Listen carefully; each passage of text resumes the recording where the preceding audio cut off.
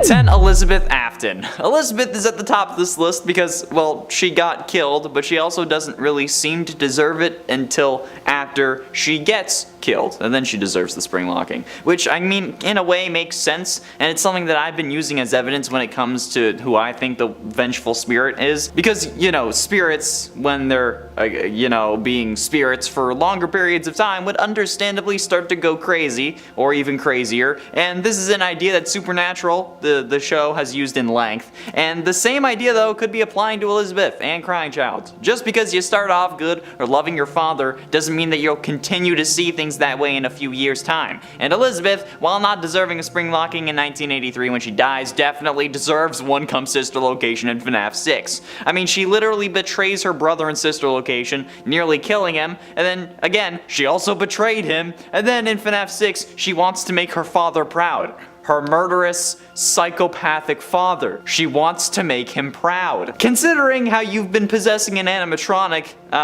that he made that caused you to die, that he made, I think that you would have already made him pretty proud, I guess.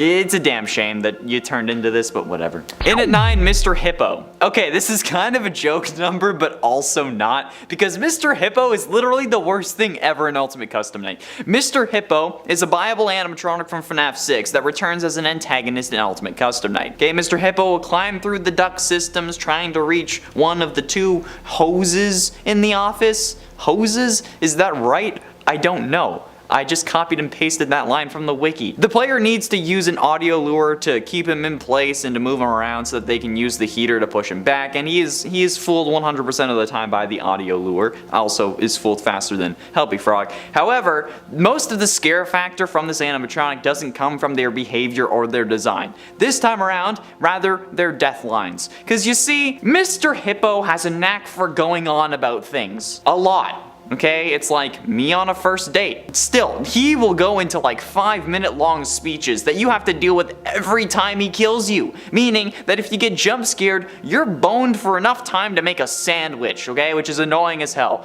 Getting killed by him enough will eventually cause you to end up agreeing with me that he needs to be spring locked. Because you end up knowing what comes after the smoke of the jump scare clears, and it's just pain. In at 8, Roxy. Okay, I know that Roxy and Mr. Hippo are animatronics and incapable of actually feeling pain because of a spring locking, but honestly, I also just hate this kind of person. The self-centered tool bag who only cares about themselves, whether they secretly hate themselves or not. That's not what matters here, okay? Who you are and what kind of person you are is defined by how you treat others and who you are when the pressure is on. And Roxy is just horrible. And while they may not be able to feel pain from the spring locking, at least Roxy will be contained if they got spring locked, okay? And honestly, that's what I need. I don't want to deal with this personality type. I've dealt with enough people like this throughout my life, and I'm still only 22 goddamn years old, which means that I'm really fed up with this shit. So yeah, there's not much else to say with this one other than I want her to be restrained so that I don't have to deal with her. So yeah,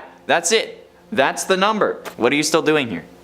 Go to the next one. In at 6, FNAF Cops. The cops in the FNAF universe are absolutely the most moronic bunch of people I have ever, I guess, not seen, but heard of, honestly. Like, yeah, I get that they couldn't catch William for story purposes, but that seemingly was retconned, since in the first game they said that they had made an arrest. They could have ended it right there. The story could have been over, but they couldn't find the bodies, so they let him go. Yeah, ignore the animatronics that smell like death, are leaking blood and other bodily fluids, and that many parents have compared to reanimated corpses. Those don't have anything to do with this scenario. Yeah, totally. And even when they find baby's blueprints and see that she has a child storage tank, they don't do anything more than question him. Quote, "There's no doubting what you've achieved on a technical level. These are clearly state of the art. There are just certain design choices that were made for these robots that we don't fully understand. We were hoping that you could shed some light on those." Dude, arrest him! And search the bloody, rotten body smelling animatronics. God damn it, how hard is this? Okay, if it's a crime scene or a suspected crime scene, come on, if it's a crime scene, you don't need to have a warrant, for fuck's sakes, okay? They all deserve spring lockings for the sheer stupidity alone. I'm surprised that they didn't crawl into one and then get killed by it just because they're that damn stupid. Halfway through into number 5, Grim Chica. The first Springlock victim in the Final Nights series, Grim Chica is the primary antagonist in Final Nights 3 Nightmares Awaken. Unlike the others though, she is not a Reaper animatronic. Grim Chica holds a strong appearance to the Springlock suits on the poster in the Night 3 cutscene, but her face plates are very hard to spot. She's also almost entirely purple. The glowing accents inside her suit resemble a human corpse. She lacks a bib unlike the original Chica, and overall her body is very slim like the original toy Chica, except for her hips, which appear to be much wider, which is making me all sorts of confused. And she lacks shoulders or upper arms, with her forearms protruding from her armpits.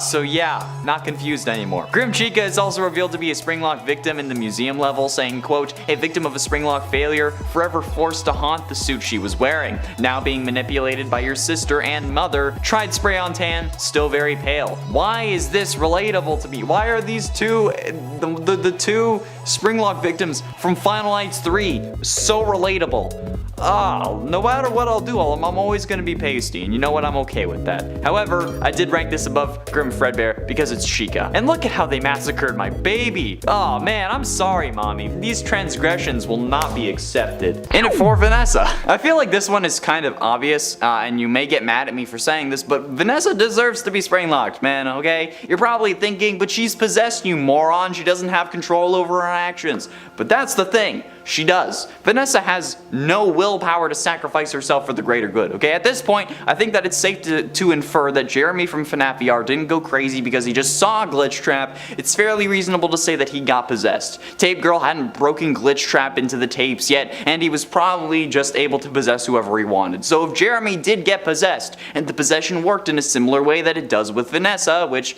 would make sense, Jeremy would at times be sentient and in control of his own body. So if he knew about glitch trap, maybe he didn't cut his face off because he was freaking out like he had just taken like the Epsom salt because you use it in the bath. Maybe he did it to try and kill the monster that was inside of him, okay? So if Vanessa had the gall, AFTON wouldn't really have a vessel, okay? Especially since the VR game at this point was probably abandoned. But she won't.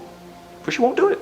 So she deserves to be Springlocked. Penultimately, in number 2, Henry. Yes, I'm going to continue the Henry hate train. Choo choo, get on board, motherfuckers.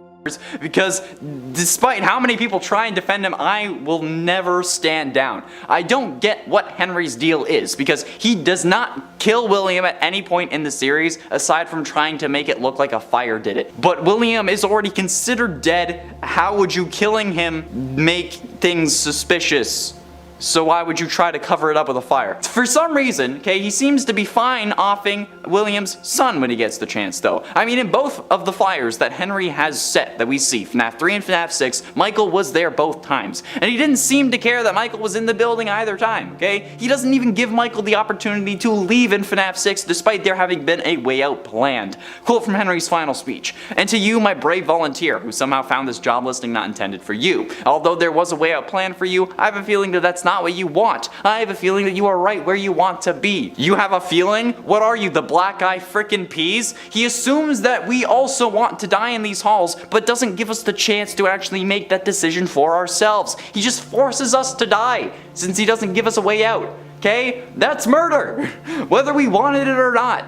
Okay, assisted suicide is still illegal in the majority of states, I'm pretty sure, okay? But even then, not giving us the choice, even just assuming that we want it, makes it a murder. Instead of like having the fire burn the building down, or having baby lob his head off, okay? He should have had to suffer a Springlock failure just so that he could see how easy it would have been just to off AFTON directly instead of trying to do it like a coward. And finally, in at number 1, Michael AFTON. Michael AFTON absolutely, in my mind, deserves to have gotten Springlocked instead of simply burning in FNAF 6, okay? Like, sure, he seems to be playing the good guy, going after his father, but in reality, Michael, to me, he's just playing the hero this whole time and not actually doing anything. He says he's trying to right his father's wrongs and whatnot, but even Oliver Queen did more than that, okay? He's not doing it because he's a good person. He's doing it because he feels bad and not because of, like, some higher moral code. He blames himself for getting his brother killed, which I mean is understandable, but then that subsequently means that anything he does to try and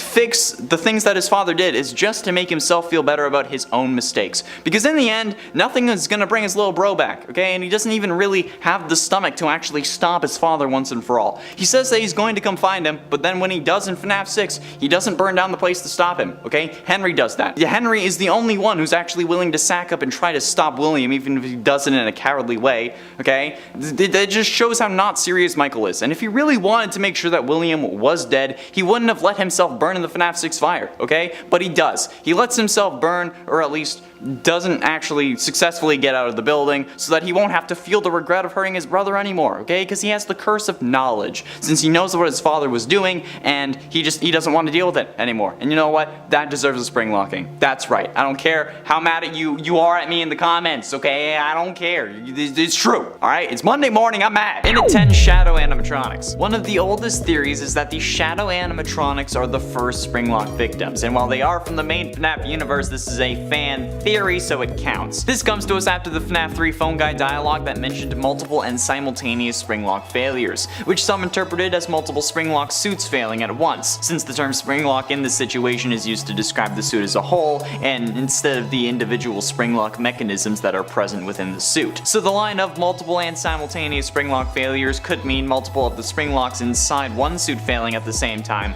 or more than one suit failing at the same time. This led some to theorize that previous employees were killed in the Springlock suits, which is where the Shadow Animatronics come from. This is supported by the fact that these shadows are of Freddy and Bonnie, the two animatronics that have Springlock versions, and while there are holes in this theory, this is, potentially the case. It's an idea at the very least. So yeah, Shadow Animatronics are fan Springlock victims, because it's not confirmed. That's how I made it work. In at 9, Grim Fredbear. Grim Fredbear is one of the antagonists in Final Nights 3 Nightmares Awoken. He's only active on night 5 and is found by the left hallway. Grim Fredbear resembles the normal golden Fredbear, only with his suit glowing a deep purple color, while the interior of the suit glows a bright white. His upper face appears to be torn off, including his eyes, leaving an empty, hollow, gaping hole in its place, and the inside of the mask, though it appears like there is nothing inside, actually conceals a white, pale human head that can only be seen during the jump scare. And before you ask, yes, it's mine. I was going to make that a joke, but I actually wrote that into the script. Holy crap. This animatronic is clearly meant to be a reference to Shadow Freddy and the theory that the Shadow Animatronics are Springlock victims, which was confirmed to be false by Scott when he stated that William was a Springlock failure, but still, okay? On the museum level of Final Nights, which unlocks after night 5, it is revealed that Grim Fredbear is a Springlock victim, saying, quote, another Springlock failure victim, the second generation of Fredbear. In at 8, Fred Trap. To be honest, I searched this up just for the hell of it, and there actually are Fredbear versions of Springtrap, which is kinda cool, but I mean, kind of expected. Fred Trap is exactly what you would expect. Springtrap's look on a yellow Freddy animatronic. The designs are actually really well made and honestly are scarier than normal Springtrap for me. I mean, I don't know, I guess for some reason I think bears are scarier than rabbits. Don't know why I would think that. But I think that Scott made William use the Spring Bonnie suit because of how scared Scott himself was of it, but that could also just be idle speculation. There's another theory that I have that maybe he was going to use the Fredbear animatronic, but then after his son got killed by it, he switched to Bonnie. There are also even more rundown versions and even scrap versions of Fred Trap, which are already haunting when you don't think about the fact that it would still be William inside the suit being kept alive by the spirit of his dead kid. Yeah, so Fredbear is definitely one of the more strangely unique versions that I've seen for this list, and you know what? I'm pretty damn impressed. These designs are pretty good. And at 7, Cassidy. Some say that Cassidy was spring-locked, but honestly, there isn't really much evidence for that. But you know what? If she wasn't, she damn well deserves to be. And why, you ask? How could a little girl who got killed and then go on to possess the killer so he could suffer for all eternity deserve such a fate as a spring-locking? Well, exactly for the reason you listed. Because everyone thinks that Cassidy is the vengeful spirit, aka the one you should not have killed, aka the one who possesses AFTON to make him suffer. But when you look at it logically, taking into consideration more than just what Matt Patton says, it would make more sense for Crying Child to be the vengeful spirit. But nobody wants to listen to me. Nobody wants to hear even my suggestions because of Cassidy. The amount of hate that I have gotten in the comments, in my DMs, on TikTok for God's sakes, is more than I have gotten for anything else. Even more than I got for suggesting that Michael was a Crying Child robot. Just because William didn't kill Crying Child directly does not mean that he couldn't possibly blame the man who made the robot and gave it enough power to crush a skull for his death. Because, you know, that wouldn't normally be required. Plus, Cassidy only has significance because you think she's the vengeful spirit. Take that away, and what importance does she have? Exactly. So, just for that, and for hardly anyone being willing to even hear me out, Cassidy damn well deserves it. Honestly, she could be higher on the list, but I wanted to rant about other people a little bit more. So yeah, there you go. In its 6th, Golden Call. As a human, when alive, Golden Call's name was Kyle. However, now he is a Springlock victim stuck inside a Golden Freddy Springlock suit. Golden Call has the typical rundown Springlock suit vibe, similar to Springtrap. However, this is even more gruesome. His left ear is bent, he has bugs coming out of basically every hole in his body, human eyes are hanging out of the animatronics eye sockets, he's missing the exosuit on his right foot, and his character is holding a flesh-colored,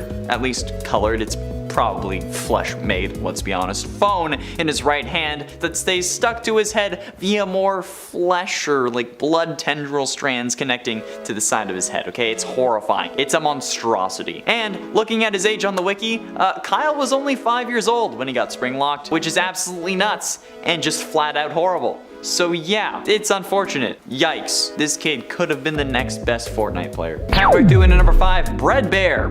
Bread Bear is an animatronic coming from the Day Shift at Freddy series who was created by Dave by modifying a Fredbear suit. The character appears in Day Shift at Freddy's 1, 2, and 3.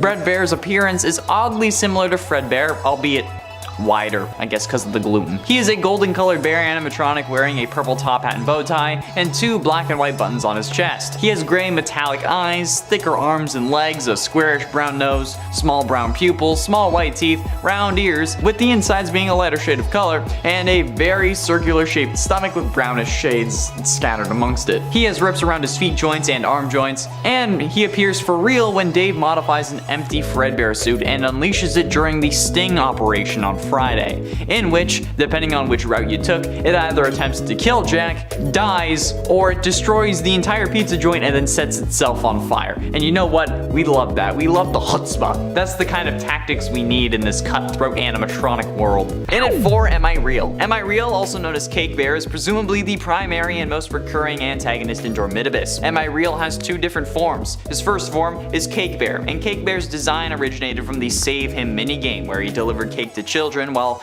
someone is being killed outside. He's the predecessor to both Fredbear and Freddy Fazbear, but Cake Bear is a brown bear animatronic that also acts as a Springlock suit that appears in most of the main nights. Although they look slightly similar, the only similarities it really has to Freddy is that they both possess a top hat, are brown, have blue eyes, and are a bear, which I mean I guess is the whole character. Am I Real's second form is the form that resembles Springtrap. This form has a green color much like Springtrap does and actually contains human remains. Great. His right eye socket has gotten bigger on the side and there's a big hole that can be seen on the right side of his head. His top hat has received some withering because you know it has a corpse inside. His lower jaw is slanted and worn down. He doesn't have it's not circular like Cake Bear's. He has a sizable hole in the right side of his torso as well, revealing organs. He has rips and tears covering his arms, revealing more human remains, and he just appears to be missing like a finger on his right hand for whatever reason. And you know what? No matter what, it's still terrifying to look at. And of course, 3 out of 10 of these are going to be from Dormitibus, okay? Because like, have you ever played Dormitibus? Have you seen these guys? They're terrifying. Just wait. Getting close to the end, into number 3, Gregory. The way I see it, Gregory is such a stuck-up little shit that he would absolutely deserve to be crushed by metal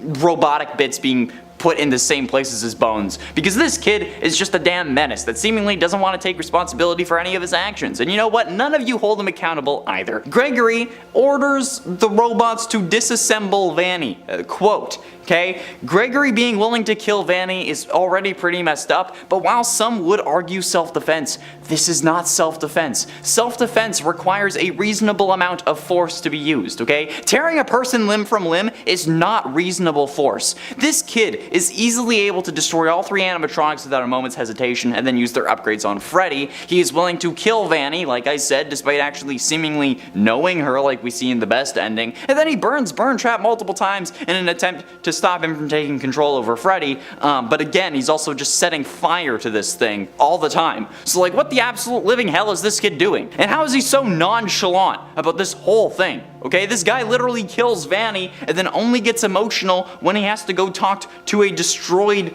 Freddy robot that they can remake. Dude, Vanny's literally bleeding out right next to you. I'm sure that her ribs are just splayed across the floor. Dude, couldn't you have just said like stop Vanny or restrain Vanny? Stop Vanny would have been the easiest one, not freaking disassemble. Okay, you're not panicking about literally anything else in this game. Okay, just say something that doesn't involve a human dying, for God's sakes, okay? Stop Vanny! You're like, dude! But ultimately, in at number 2, Garvey. A psychopathic, cold-blooded killer, he stopped being human long ago. That's how Garvey is described in the extras of Dormitibus, okay? Garvey is the penultimate antagonist in Dormitibus. As a human, he was the man who murdered the missing children and later went on to get trapped in Spring Bonnie, becoming Springtrap. He was then burnt to a permanent death in the Fazbear Frights fire, unlike our William Afton, but that's not only where he differs. Because Garvey is more gooey, and he's a more gooey or gory version of Springtrap from FNAF 3. And it's also actually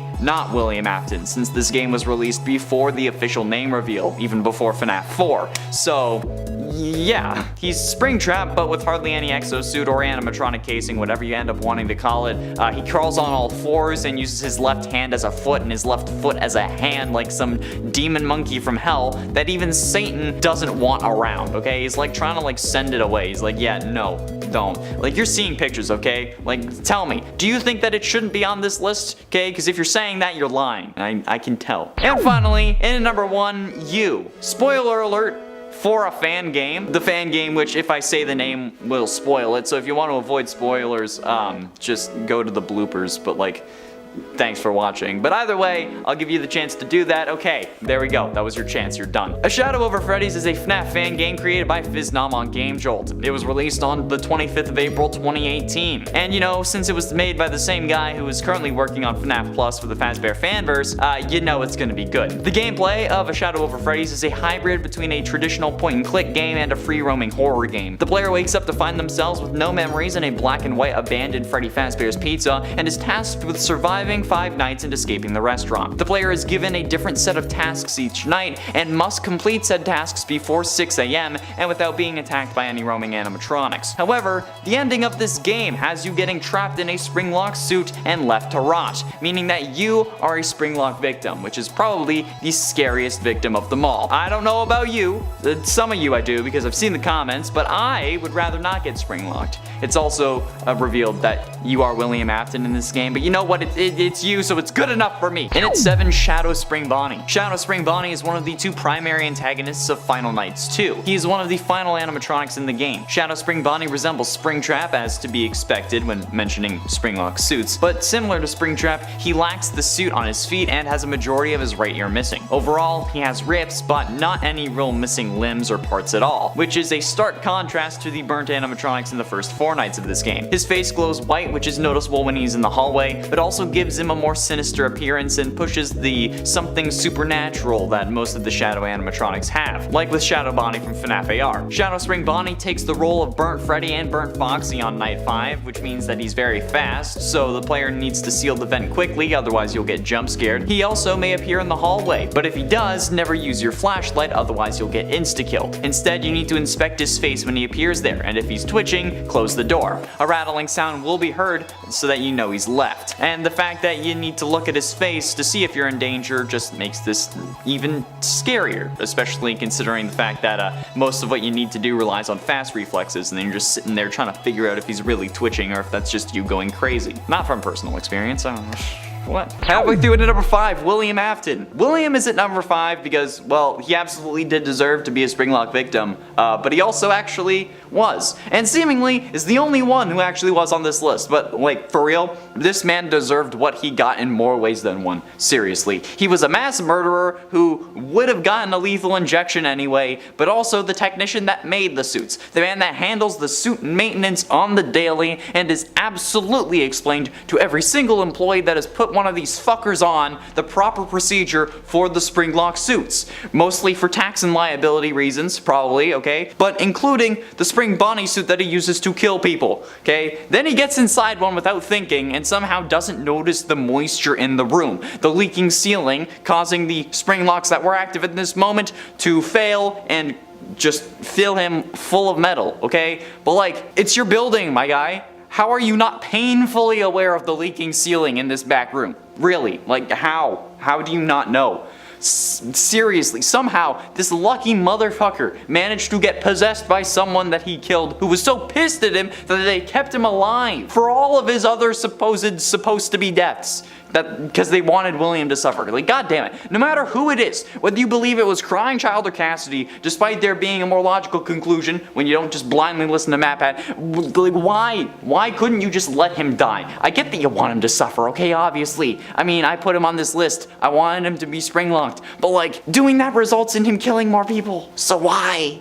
Why would you do that? Getting close to the end into number 3, Reaper Spring Bonnie. Reaper Spring Bonnie, however, is the opposite of Stage Bonnie. This Reaper variant appears in Final Nights 3 and 4 and is an absolute monstrosity. But it's definitely more terrifying in Final Nights 4, so let's focus on that one. He is 100% the scariest animatronic in this series. In essence, Reaper Spring Bonnie is a nightmare spring trap. He has sharp teeth and a very damaged and withered body. His suit is dark yellow in color. He sports a big purple bow tie on his upper chest, kind of like Glitch Trap. And then, like the other Reaper animatronics, Reaper Spring Bonnie has one pair of hollow, dark eyes that will steal your soul. I added that last part, but it's probably true. In Final Nights 4, his appearance is much more disfigured and gruesome, with sharper teeth, sharper claws, a different jaw, growths on his shoulders resembling fungi, and, you know, a kind of a gooier appearance overall. It's like the slime girl from YouTube if she made a FNAF character. He's also missing half of his right ear like Springtrap and FNAF 3, and his suit is more greenish in color this time around to be more like Springtrap. And oh my god, this thing is still terrifying, and it's more terrifying than Springtrap, okay? This is what Springtrap should have been. Or honestly, this is what I think like a Nightmare Springtrap would look like, okay? This is like a prototype Burn Trap in my eyes,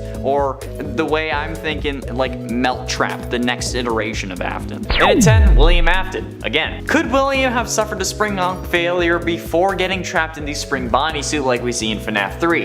It's possible, and it certainly appears like that's the case in the FNAF novels, since William is described to have scars that are consistent with the Springlock failure before becoming Springtrap in the novels. So could it have happened in the games? Could William have been the reason the Springlock suits were retired? Since we hear of an unfortunate incident at the sister location, so is that unfortunate incident William? There are plenty of people it could be, but William having to deal with it would certainly get them put out of commission for a time. But with William continuing to use the suit and putting it on when the room was wet like we see in FNAF 3's cutscene, it suggests that that's probably unlikely, but it's still possible. So since this list is possible Springlock victims, I think he deserves to be on this list, at least at number 10, since can we really talk about Springlock victims without mentioning good old Willie Afton? Exactly. And at 9, Henry Emily. Now this is certainly an interesting case, because seemingly Henry has died multiple ways across FNAF canons, with his first apparent death being in FNAF World at the hands of Baby. His death in the novels seems to have happened before Silver Eyes starts, and then he dies in FNAF 6 along with everything else. But could one of these deaths involve the Springlock failure, or something having to do with Springlocks? I mean, maybe Afton offed Henry in one of these realities, or maybe Baby has some Springlock mechanisms inside her when she killed Henry. Hell, maybe Henry just climbed into the wrong suit at the wrong time. It's a question that we don't really pay attention to because, well, Henry's death doesn't mean much to the story, unfortunately, but it's still true. Henry dying doesn't really mean much to the overall FNAF lore, and we didn't even know he was alive until FNAF 6, so maybe for irony's sake, Scott had him bite the dust in a quicker way, rather than just, you know, burning alive, because that sucks. Maybe he wanted to prevent himself from even more severe agony so that he didn't possess something. And at 8, Phone Guy. Phone Guy's death is one of the most mysterious deaths of all. We hear him die in FNAF 1 on night 4 with the sound of multiple animatronics banging on his doors, but we never really get an explanation as to what happens to him. We know he dies, but other than that it's all speculation. One of the theories though is that animatronics got him and shoved him into a suit, resulting in a very painful death, especially since at this point the Springlock suits were either still in operation or hadn't been totally removed. The actual timeline of the events of the Springlock suits is a little messy since we don't really have years for things like them getting scrapped, yet it's still possible that Phone Guy was shoved into one or maybe used it to hide. After all, maybe Phone Guy is secretly William Afton and Scott just didn't want us to know that yet or something. I still feel like that might have been in the realm of possibility. Maybe not now, but it was. And at 7, Grim Fredbear. Grim Fredbear is one of the antagonists from Final Nights 3 Nightmares Awoken. He's only active on night 5 and found in the left hallway. Grim Fredbear resembles the normal golden Fredbear suit, only with his suit glowing a deep purple while the interior of the suit glows a bright white. His upper face appears to be torn off, including his eyes, leaving an empty, hollow, gaping hole in its place. The inside of the mask, though it appears like there's nothing really inside, actually conceals a white, pale human head that can only be seen during his jump scare. And before you ask, yes, it's mine. The animatronic is clearly meant to be a reference to Shadow Freddy and the theory that the Shadow animatronics were Springlock victims, which was later confirmed by Scott to be false when stating that William was the only victim of a Springlock failure. And in the museum level, which unlocks after night 5, it is revealed that Grim Fredbear is a Springlock victim, saying, quote, another Springlock failure victim, the second generation of Fredbear. And at 6, Bite of 87. The Bite of 87 is such an infamous incident that I can already hear people groaning in the comments. However, what if the victim of the Bite of 87, whoever that actually was a victim of a Springlock failure? It could make sense, since the animatronics had no harmful tendencies before this, so a Springlock failure is a reasonable assumption as to why someone got a frontal lobe removed. And a Springlock failure, assumingly, would definitely provide enough power to do that, since the Springlocks themselves would snap with such ferocity, and would probably circumvent the whole needing more power to do that thing. And if it was Jeremy, it would explain why the animatronics were suspended, because now one of their employees was bit and they had to promote him and fork over some extra cash to make sure that he didn't sue. So overall, whoever the Bite of 87 victim is could definitely have been a Springlock victim. Halfway through and at number 5, Garvey. A psychopathic, cold-blooded killer. He stopped being human long ago. That's how Garvey is described in the extras of Dormitibus, the game from which he hails. Garvey is the penultimate antagonist of Dormitibus, and as a human, he was the man who murdered the missing children. He later went on to get trapped in Spring Bonnie, becoming Springtrap, and then was burnt to a permanent death in the Fazbear Frights fire. Garvey is a more gory version of Springtrap from FNAF 3. However, he is not William Afton, as the game was released before the name reveal, even before FNAF 4. Springtrap, but with hardly any exosuit or animatronic casing, whatever you want to call it. He crawls on all fours and uses his left hand as a foot and his left foot as a hand,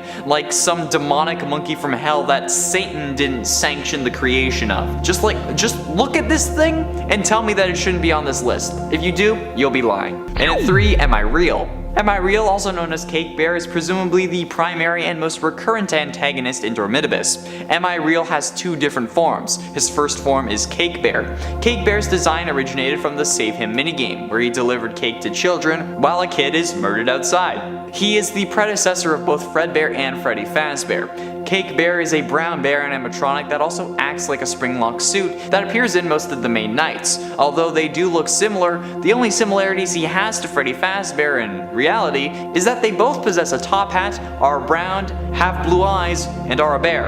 Am I Real's second form is a form that resembles Springtrap, however. This form has a green color much like Springtrap and contains human remains. His right eye socket has gotten bigger on the side and a big hole can be seen on the right side of his head. His top hat has received some withering on it as well, and his lower jaw is slanted and worn down, no longer circular like Cake Bear's. He also has a sizable hole in the right side of his torso, revealing organs. Ha, lovely. Rips and tears cover his arms, revealing more human remains. He also appears to be missing at least one finger on his right hand, and it's absolutely terrifying to look at. Of course, 3 out of 10 of these are going to be from Dromitibus. Like, what did you think was gonna happen? Did you watch the Dromitibus animatronics list? And ultimately, in at number 2, missing children. Much like the Cassidy situation, the entirety of the missing children involved in the missing children's incident may have been Springlock victims. We're still unsure as to the method of extermination that William used on the screaming pests. Sorry, the kids who run around in my building hallways they're still getting to me. If they ever go missing though, these videos are not going to help me. Anyway, we don't know how William dispatched of these kids before shoving them into the suits, and honestly, there may not be a way that he killed them before shoving them in. The act of putting them in the suits may very well have been what killed them, which would make sense given that a Springlock incident would be more agonizing than a simple knife to the chest. And a Springlock collapse would be a more realistic way for the suits to start leaking blood and other fluids, since one knife wound wouldn't really do that, especially around their eyes. Even if the suits didn't like snap closed, if William shoved them into the suits, that's close enough for me. Finally, and at number 1, crying child. Okay, now this one is going to be controversial, but there is no way that I could do this list without mentioning one of the greatest debates in my DMs ever. The amount of people who message me on Instagram not asking about my game's Kickstarter, but rather the bite of 83 and how it had to have been a spring locking bothers me to my core. I say this every time I'm bringing it up. I don't think that this was a Springlock failure. That being said, it's still possible, and that's what this list is about. The reason I don't think it was a Springlock failure is because the Fredbear suit was already in animatronic mode, meaning no Springlocks would have a chance of failing. Since, keep in mind, a Springlock failure refers to the Springlock mechanism failing to stay open, meaning it snaps back into animatronic mode. That's why it's bad if someone is inside, and there would be no Springlock mechanism in and around the mouth because it would always be in animatronic mode, since the jaw just moves up and down.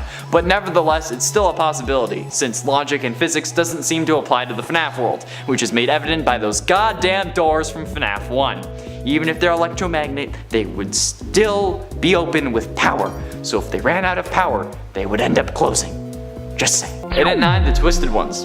The Twisted Ones novel starts a year after the Silver Eyes ended, with Charlie in university. One day, however, Clay Burke comes to see Charlie, and for some reason brings her to see a corpse with familiar wounds. This could either be because she would recognize them, or because she was working with the police, or because they had to advance the plot. I don't know, I haven't read the original novels, but I want to. However, looking at the wounds, she confirms that they are in fact a Springlock failure, meaning that we have an unnamed Springlock victim in the Twisted Ones novel.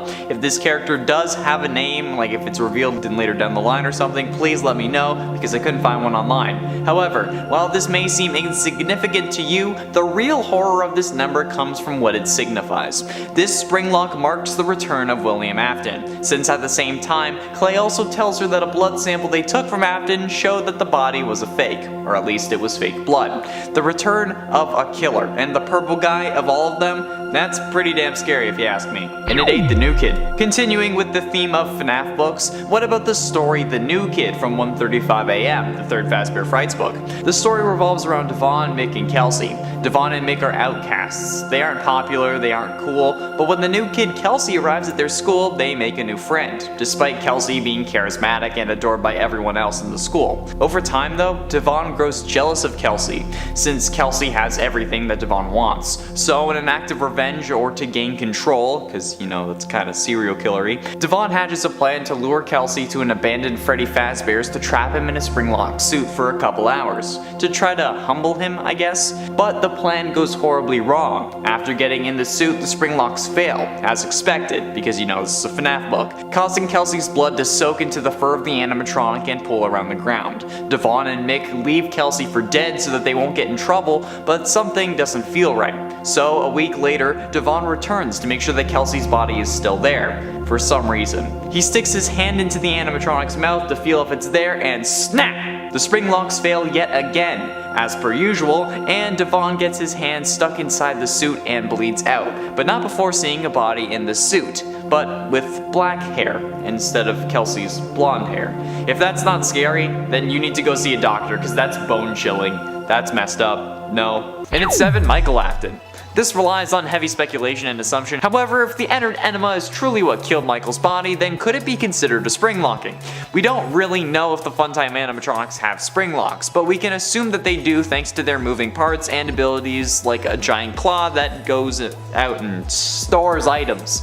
But this would also mean that Ennard would have at least some of those same parts. So if the Funtime animatronics that were made around the same time as the original Springlock animatronics used similar parts or techniques, which is likely, that means that Michael AFTON would also be a Springlock victim. We don't need solid proof since this is a possible spring locking victims list, so proof of possibility is all I really need. And honestly, I think that this would provide a good explanation as to why he turned purple, since people who die don't turn purple. Instead, if they rot, they would most likely be depicted as green, especially when another major character is linked to the color purple. So, if that is indeed bruising, it would make sense if the Springlock mechanisms were hurting him from the inside out. And at 6, Grim Chica. The first Springlock victim in the Final Nights series, Grim Chica is a primary antagonist in Final Nights 3 Nightmares Awoken. Unlike others, she is not a Reaper animatronic. Grim Chica holds a strong appearance to the Springlock suit on the poster in the Night 3 cutscene, but her faceplates are very hard to spot and she's almost entirely purple. She really resembles Toy Chica. The glowing accents inside of her resemble a human corpse. She lacks a bib unlike the original Chica, and her overall body is very slim like the original Toy Chica, except for her hips, which appear to be much wider.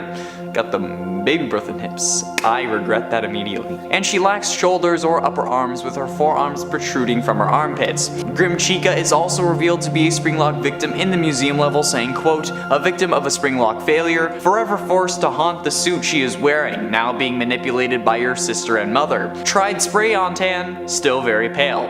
Why is that so relatable to me? Like, no matter what I do, I'll always be pale and pasty. Not the whole being manipulated by your sister and mother thing. That's weird. But like, I'm okay with forever being pasty. However, I did rank this above Grim Foxy because like, it's Chica.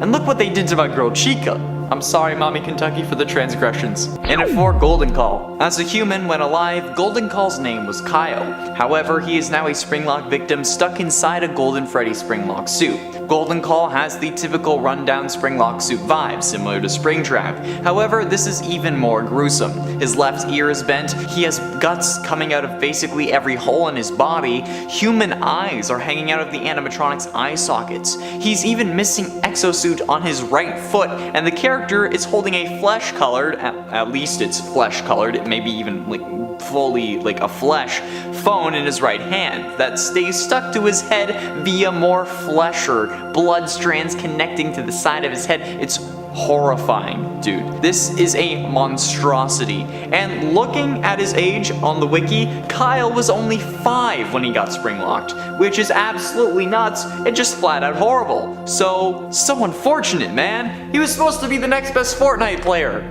That's a joke for the long-term subs. You know it. Getting close to the end into number 3, Kelsey. Kelsey is in essence the main antagonist of the Fazbear Fright story, the new kid from the third Fazbear Frights book 135 AM. Kelsey had just moved to town and ends up making friends with the protagonist, Devin. Devin ends up getting jealous of how much everyone loves Kelsey, so he hatches a plan with his friend to trap him in a Springlock suit for a few hours. However, when they unleash their plan, the Springlock suit fails and kills Kelsey. At least, so they thought. Since a week later, Devin returns to make sure Kelsey is still there, for some reason, only to find a different body in the suit. He knows that it's someone else because the hair color's different, and then Devin gets stuck and bleeds out, only for the story to cut back to Kelsey meeting 2 more kids at his new school.